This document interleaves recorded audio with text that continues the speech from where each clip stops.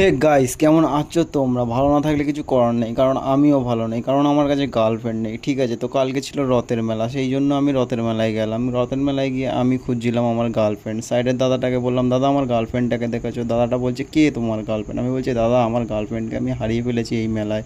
এতগুলো লোকের মধ্যে আমি খুঁজে পাচ্ছি না। কোথায়? ওইটা নাকি? ওইটা ওই ওই ওই ওই যে না না ভাই, দেখতে পাচ্ছি না কিছু। কি করব, মেলার মধ্যেও খুঁজে পাচ্ছি না নিজের গার্লফ্রেন্ডটাকে। তারপর দেখলাম না, এইভাবে হবে না। গার্লফ্রেন্ডটাকে না খুঁজে পেয়ে জগন্নাথ ঠাকুরের কাছে দর্শন করতে গেলাম। জগন্নাথ ঠাকুরকে বললাম, ঠাকুর আমি নিজের গার্লফ্রেন্ডকে পাচ্ছি না।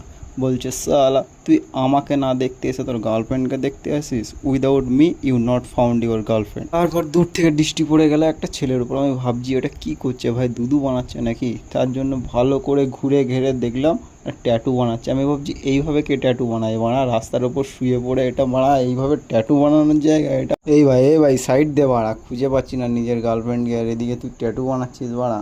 আর ওর বন্ধু ওকে টর্চ জ্বালিয়ে বাড়া দুধু দেখছে না ট্যাটু দেখছে, সেটা আমি বুঝতে পারছি না ভাই।